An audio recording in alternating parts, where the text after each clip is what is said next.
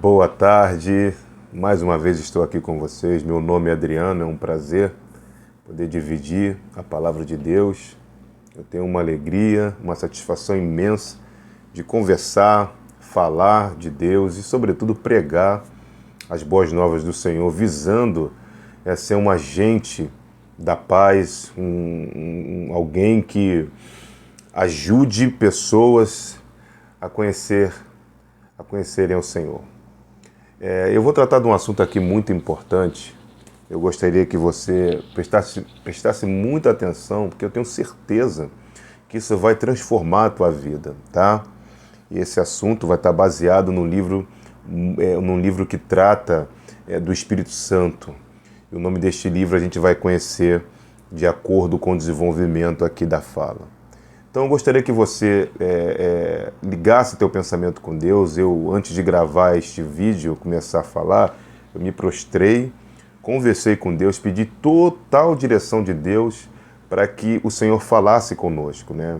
Inclusive eu tenho consagrado todas as minhas redes sociais ao Senhor, Facebook, WhatsApp, etc. Então eu queria falar com vocês hoje sobre um assunto da mais alta relevância.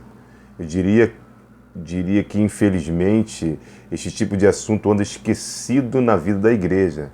E essa negligência tem custado um alto preço. É preciso falar sobre a necessidade do Espírito Santo em nossas vidas. Repito, necessidade. Eu vou basear o desenvolvimento deste assunto no livro de nome O Deus Esquecido, revertendo nossa trágica negligência para com o Espírito Santo, de Francis Chan, tá? Este livro nos ajudará a compreender melhor nosso relacionamento com o Espírito Santo. Então preste atenção, vamos lá. Dentro do contexto do relacionamento com os outros cristãos, procure descobrir o que Deus disse a respeito do Espírito Santo. Abra sua mente e sua vida para a orientação do Espírito. Não importa o que os outros possam pensar ou presumir sobre você. O medo tem um jeito todo próprio de influenciar o processo do raciocínio. Quando tememos sair de determinada estrutura teológica, nossas interpretações ficam tendenciosas. Devemos agir com diligência a esse respeito para provar que nossos pressupostos estavam corretos. Outro exemplo é da exegese com I, em vez de simplesmente honestamente perseguirmos a verdade. Temos todo o Deus de que precisamos ou poderíamos querer. Fica imaginando como Deus, gente, fica desapontado ao ver como seus filhos evitam um relacionamento com o Espírito Santo por causa do medo de que ele não faça o que esperamos. Desapontado, aspas, né? O Senhor deve se sentir muito triste por constatar que os seus filhos ignoram as promessas que ele fez nas Escrituras Sagradas, porque receiam que tais promessas não sejam cumpridas. Conceder-nos, gente, poder pela força do Espírito Santo é algo que o Pai deseja muito fazer. Não se trata de algo que tenhamos de convencê-lo a fazer. Deus realmente deseja ver-nos caminhando em sua força. Quando Jesus esteve na terra, ele disse aos seus discípulos: se vocês, apesar de serem maus, sabem dar boas coisas aos seus filhos, quanto mais o Pai que está nos céus dará o Espírito Santo a quem pedir. Lucas 13, versículo 13. 11, 13. Deus é um Pai bondoso que deseja conceder coisas boas a seus filhos. Às vezes nós esquecemos dessa verdade e ficamos implorando como se ele precisasse ser convencido de alguma coisa. É uma ideia tão ridícula quanto os nossos filhos pensarem que precisam implorar por um abraço nosso. Abraçá-los é algo que me agrada abraçar minha filha, por exemplo. Você acredita que o Deus dos céus concede seu Espírito àqueles que o pedem? Você realmente acredita nisso? Essa verdade, o que ele significa, é tão incrível que ninguém que crê de fato nela poderia deixar de pedir pelo Espírito Santo. No livro de Atos, depois de Jesus ter ressuscitado e ascendido aos céus, Pedro fez um discurso diante da multidão e declarou: arrependa-se e cada um de vocês seja batizado em nome de Jesus Cristo para perdão de seus pecados e receberão o dom do Espírito Santo, como está em Atos 2:38. Já vimos que Deus promete seu Espírito a todos aqueles que o pedirem. Aqui vemos que o recebemos, o Espírito Santo, quando começamos a seguir Cristo. Uma das áreas que precisamos desesperadamente examinar é o conceito que temos a respeito do Espírito Santo e a maneira de nos relacionarmos com ele, né? Se eu e você nunca tivéssemos entrado, em uma igreja e lêssemos o Antigo e o Novo Testamento, teríamos grandes expectativas a respeito da ação do Espírito Santo em nossa vida. Pense nisto. Ao anunciar sua morte, Jesus conforta os discípulos, dizendo a eles que outro conselheiro estava por chegar. Está lá em João 14:16. Em João também 16:7, ele vai além e diz que é para o bem deles que partiria e assim o conselheiro poderia vir. Além disso, em Atos 1:4-5, depois de sua morte e ressurreição, Jesus orienta os discípulos a permanecerem em Jerusalém e aguardar pelo Espírito Santo. Os discípulos obedecem porque é isso mesmo que as pessoas da época fazem quando alguém ressuscita dos mortos e dá alguma instrução. Os discípulos de Jesus não tinham a menor ideia, gente, do que ou de quem deveriam esperar. Nem mesmo sabiam como seria o aspecto desse conselheiro. No entanto, mantiveram as expectativas e a confiança, porque Jesus os instruíra a esperar por aquele presente precioso. E que presente! Depois, em Atos 2, vemos o cumprimento dessa promessa de uma maneira que deve ter chocado os discípulos. O poder do Espírito Santo é derramado como ninguém jamais vira ou experimentara antes. E Pedro compartilha a maravilhosa promessa de que esse Espírito Santo está disponível para todo aquele que crê. A quem crê. As epístolas nos falam do impressionante poder do Espírito Santo operando em nossa vida, de nossa capacidade proporcionada pelo Espírito, de abandonar o pecado com a ajuda dele e dos dons sobrenaturais que ele distribui entre os filhos de Deus. Se lêssemos esses relatos e acreditássemos, aleluia, neles, seria natural esperarmos por uma manifestação poderosa do Espírito Santo. Ele não seria mais um componente esquecido da Trindade, ao qual, vez por outra, damos um traço de reconhecimento, como acabou se tornando em muitas igrejas.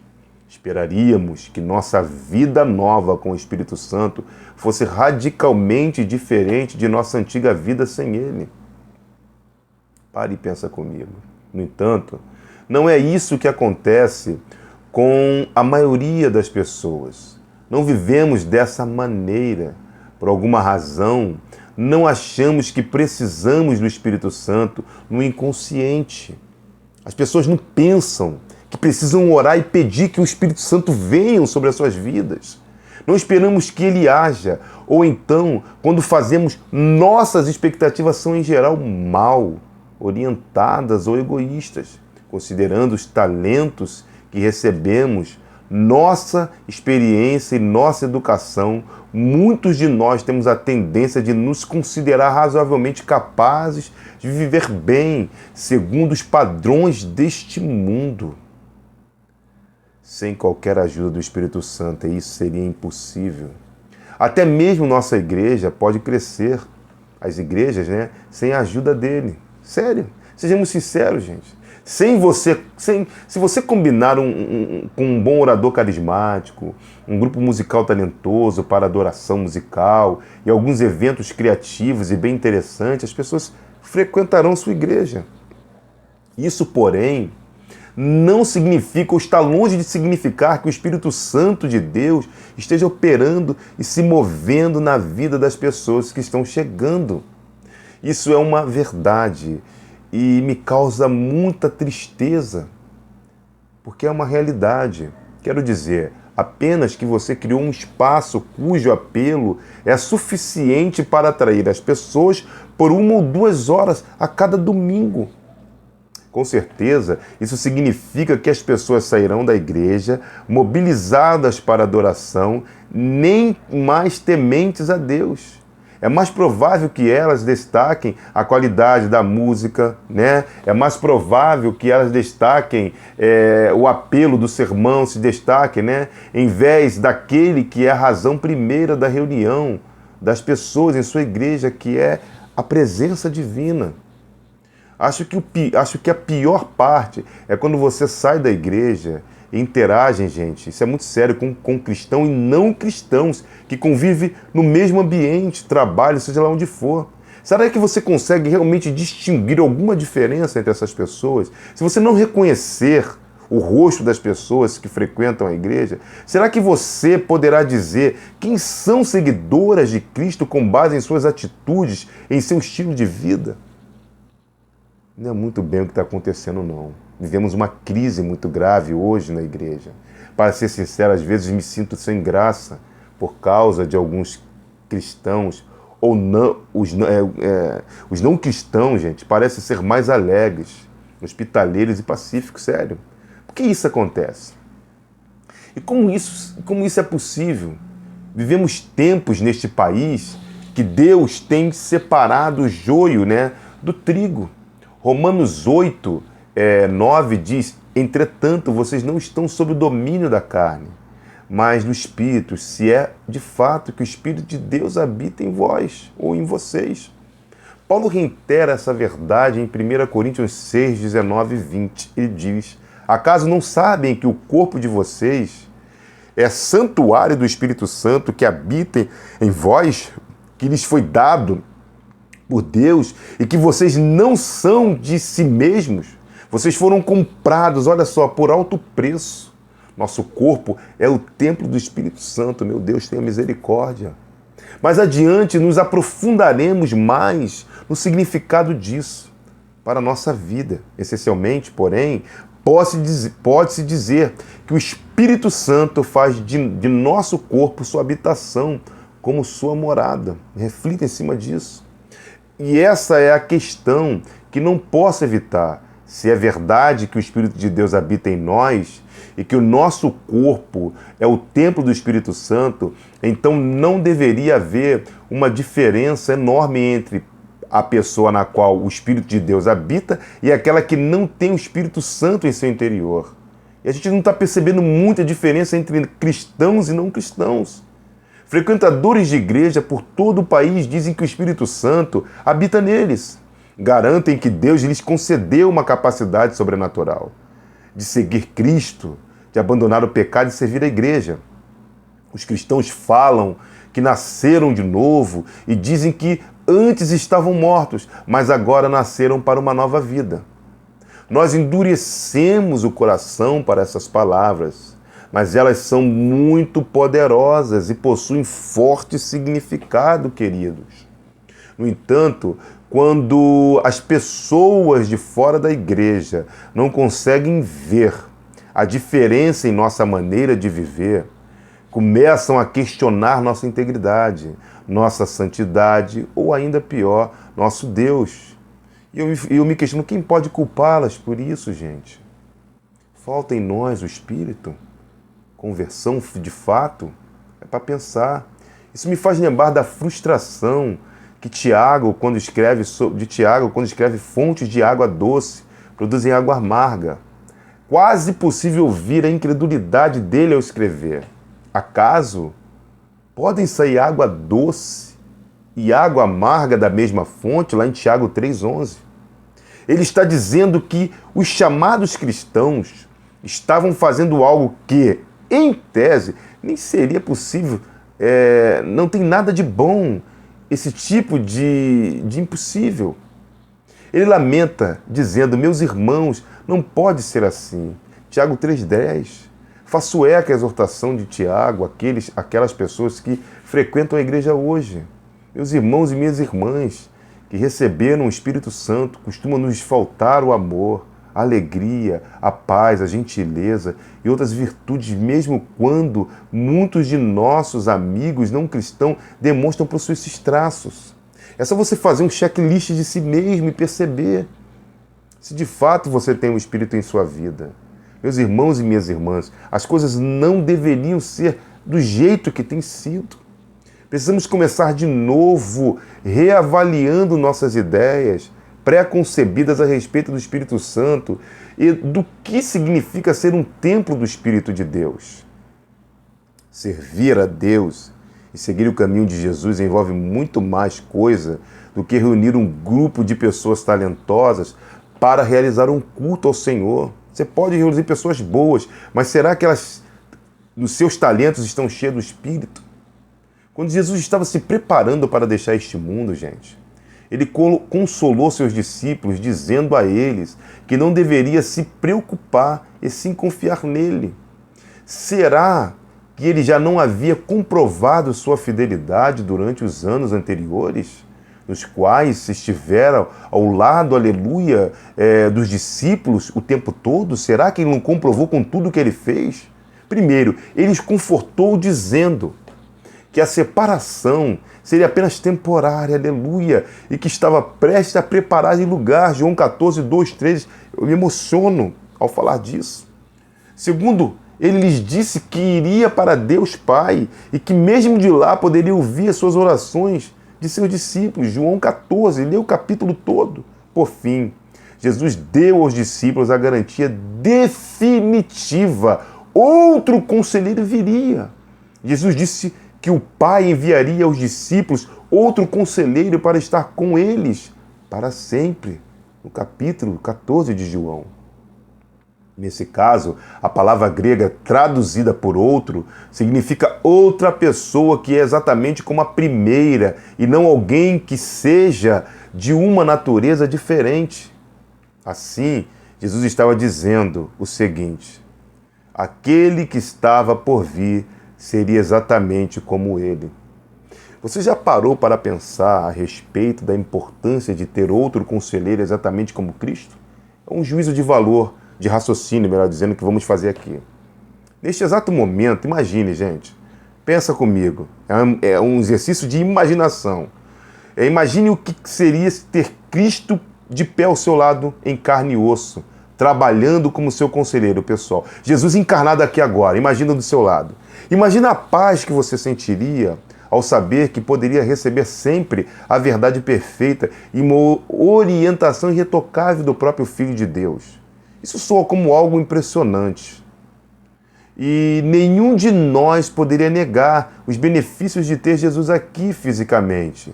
Mas lembre-se que é um exercício de pensamento, orientando-nos e capacitando-nos em cada passo que damos, se Jesus estivesse aqui encarnado. Mas preste atenção, no entanto, por que devemos achar que essa situação seria, de alguma maneira, melhor do que a presença literal do Espírito Santo? Te peguei, hein? Aqueles que acreditam em Jesus jamais deveriam negar esta verdade. Temos o Espírito do Deus vivo, aleluia, o Espírito daquele que ressuscitou Jesus dentre os mortos, vivendo dentro de nós. Não estou nem um pouco convencido que tenhamos internalizado essa verdade e aproveitado bem as bênçãos que Deus planejou para nós. Parece que esse conhecimento ultrapassou nossa compreensão, gente, e que não tomamos posse dele. Acabou não fazendo tanta diferença assim em nossa vida, a ponto de, caso acordássemos amanhã e descobríssemos não ser verdade, imagina que o Espírito Santo habita em nosso interior, o mais provável, creio eu, é que essa notícia não mudasse muito a nossa vida. Pare e pense nisso com carinho. Por que não mudaria? Porque as pessoas não vivem um relacionamento com o Espírito. O próprio Jesus disse aos discípulos: mas eu lhes afirmo que é para o bem de vocês que eu vou. E se eu não for, o conselheiro não virá para vocês. Mas se eu for, eu vos enviarei. João 16, 7. O que Jesus está dizendo basicamente aos discípulos é o seguinte: sim, eu estive com vocês por 3 anos e meio, mas é melhor que eu os deixe e que o Espírito Santo venha. Quando os discípulos ouviram aquilo há 2000 anos, tenho certeza que foi difícil para eles assimilar. É até compreensível. Como poderia ser melhor trocar um Jesus humano, um homem em cuja companhia podiam conversar, comer e rir, por um espírito que não podiam ver fisicamente? Milhares de anos depois, acho que a maioria das pessoas também optariam por um Jesus físico em detrimento do Espírito Santo invisível. Meu Deus do céu! Mas o que fazer diante do fato de Jesus dizer que é melhor para seus seguidores o Espírito Santo? Podemos crer nele? Se a resposta é sim, será que a nossa vida reflete essa convicção do sim? Mas quando se trata de ter uma experiência com ele na própria vida, a história é outra. Pare por um momento e faça a si mesmo esta pergunta. Vem comigo, faça esta pergunta a si mesmo. Preste bem atenção na pergunta que eu e você vamos nos fazer agora, como se você estivesse fazendo a si mesmo. Quando foi a última vez que vi, sem sombra de dúvida, o Espírito Santo operando em mim ou em alguém ao meu redor? A pergunta não passa por experiências sensoriais, de luzes apagadas, efeitos de luz não, tá, gente? Que muitas igrejas vêm buscando. Ou falar em línguas, por exemplo. Até mesmo sentir arrepios, né? Na hora do culto, por algum louvor que se tocou. Se essa experiência aconteceu há pouco tempo, separe alguns minutos para refletir sobre o que o Espírito de Deus fez e como você o viu em ação. Agradeça a Deus por ser uma presença ativa em sua vida e louve-o pela maneira que Ele orienta você, mesmo agora. Se está encontrando dificuldades para se lembrar de alguma ocasião em que o Espírito operou em sua vida e na vida de outra pessoa conhecida, talvez isso esteja acontecendo porque você tem ignorado o Espírito Santo. É só você refletir. Qual foi a última vez que você se prostrou e orou com as mãos assim, pedindo: Senhor, encha-me do teu Espírito Santo? Talvez seja porque você possui um conhecimento racional a respeito do Espírito, mas não exatamente um relacionamento com Ele. Olha a diferença. A realidade é que a igreja primitiva de Atos sabia menos sobre o Espírito Santo do que a maioria de nós na igreja de hoje, na igreja contemporânea, pelo menos no sentido intelectual, gente. Mas ela passou a conhecê-lo de um modo íntimo e poderoso à medida que ele operava na vida das pessoas por intermédio delas mesmas. Ao longo de todo o Novo Testamento, lemos relatos sobre os apóstolos, cuja vida era orientada pelo Espírito Santo, que viviam em seu poder. Inclusive, eu acho que o nome do livro de Atos dos Apóstolos deveria ser Atos do Espírito, porque você vê o Espírito operando do início ao fim. Meu objetivo não é oferecer uma explicação completa a respeito do Espírito Santo longe de mim, ou voltar à era apostólica, mas aprender a viver de uma maneira fiel nos dias atuais, na relação com o Espírito. Antes de tudo, é impossível para nós, como seres humanos e finitos em si, entender por completo o Deus infinito, Criador do cosmos. Em segundo lugar, muitos de nós não precisamos de mais conhecimento sobre o Espírito em termos de bagagem intelectual, porque isso não quer dizer muita coisa, não quer dizer quase nada. O que precisamos é experimentar sua presença, mas essa presença tem que ser todo dia, não uma vez ou outra. Em terceiro, não temos como voltar no tempo, só podemos avançar, buscar o significado de uma vida de fidelidade dentro do nosso tempo e de nossa cultura, onde Deus nos colocou. Assim, ao mesmo tempo que você estiver aprendendo alguma coisa nova sobre o Espírito Santo nesta nossa conversa, minha oração é no sentido de que isso o leve a experimentar uma comunhão ainda mais profunda com Ele, experimentando cada vez mais seu poder e a sua presença. A orientação que eu te dou é que você ore todos os dias: Senhor, encha-me do teu Espírito Santo. Eu tenho consagrado a minha família todos os dias, pedindo que todos nós sejamos cheios do Espírito Santo. Queridos, que esses poucos minutos que aqui estamos sirva para aquecer teu coração, para iluminar a tua mente, para inflamar a tua alma, para que o teu desejo seja buscar isso que vem do alto, esta promessa que o Senhor nos deixou, e possamos nos relacionar de forma íntima com o Senhor, com o seu Espírito, porque isso é promessa. E muitos fazem a obra de Deus sem a presença do Espírito, por isso que o caldo entorna, as coisas não andam direito. Que Deus abençoe a sua vida, a sua família, o seu lar e, sobretudo, a tua mente, para que você tenha, de fato, um encontro legítimo com Deus, para que eu e você deixemos de viver um evangelho superficial, apenas sensorial, mas possamos sentir esta presença todos os dias, aquecendo o nosso coração, para que possamos produzir frutos dignos de arrependimento, para que a nossa santidade não esteja restrita a um espaço geográfico de nossa casa, mas possa ir para além dos muros de nossas casas, influenciando a vizinhança e as pessoas no trabalho, na rua, onde quer que estejamos, a conhecer também essa beleza de Deus e esse Espírito em nossas vidas. Você não vai nem precisar falar que é cristão, porque elas perceberão. Muito obrigado por ficar até aqui. Até o próximo vídeo. Amém.